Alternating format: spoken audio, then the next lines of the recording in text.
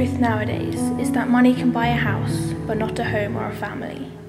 Yet looking around, you can't help but realise the deep nearsightedness of people crushed by fierce burdens of bank loans used to build impressive walls and roofs. Yet the value of the human being becomes more faded and less visible.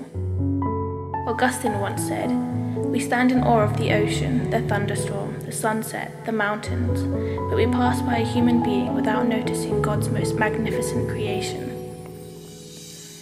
Often we fail to contemplate oceans or sunsets in our crazy race to fulfill our selfish desires.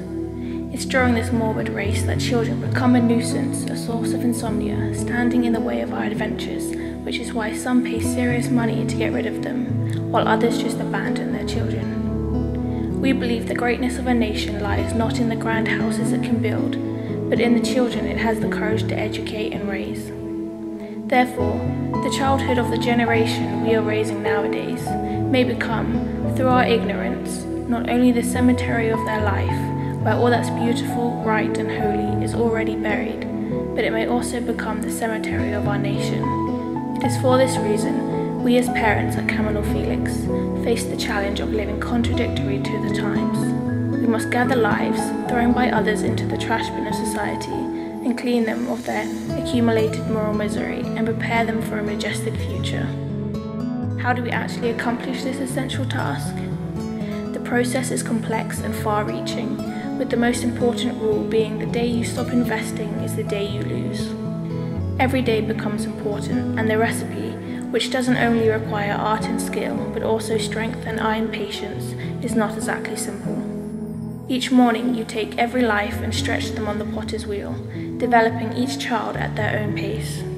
Repetition and correction when needed are used that we might develop a life that is balanced and as successful as possible, and the whole process must be soaked in love and appreciation for the child. Ultimately, the moulded child is placed in the hands of God as they belong entirely to Him. At times, feelings of nervousness regarding the end result appear, but the whole journey is not only a formation process for the children, but a test for us as parents before God.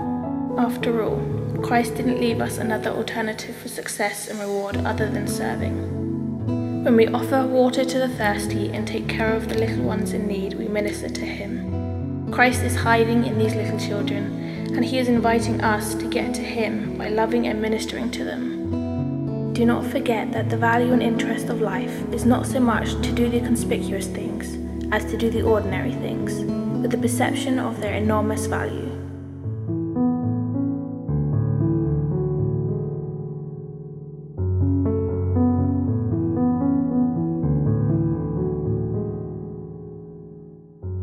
His small and dirty little hands were holding to the bumper bar of his pram. In it he was feeling safe and lord of his own little world. His eyes were gazing, wondering and distrustful at us, the strangers who had disturbed the day-to-day scenery of the rubbish and coal walls between which he was living, eating and sleeping. He didn't want us, but we wanted him. We wanted to show him a world beyond his pram and dirty blankets, in which he was carried on the streets of Aradia, whether it was sunny or rainy.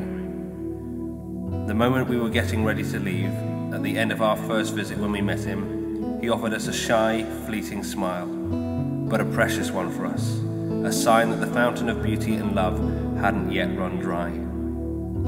Since then and until today, we only had to lay aside the rubbish of his past life and make way to the spring so that its waters can flow. And Christy, because that's the name of our hero, forgot his old pram, and today he overflows with rivers of happiness and joy of the new life that opened up before him by coming into our family. For him, every ball he receives becomes the hidden treasure, under the cupboards which he looks for with the determination of a lover searching for his beloved. Mornings are for him the opportunity to express, through shouts and pirouettes, his desire to embrace life and his new world, in which he knows and feels that he is loved. His gratitude for the miracle that he is living is packed in his conquering smile, which he shares with every eye that looks at him with kindness. He is looking for arms with candid greed, and every loving hug for him is a royal garment placed upon his shoulders and around his frail little body. It's as if he knew that there is only one thing in this world left for him: love. Love, ours and yours, who can save him from a past of rubbish and a compromised future. That is why he begs for it, and then he gives it back to you in gestures and actions sprinkled throughout the day.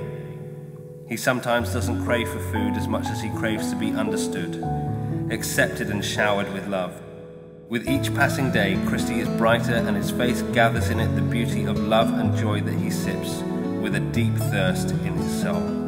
And because we believe that love never fails, we hope that through and from our love, ours and yours, his destiny will remain forever attached to the halo of divine love.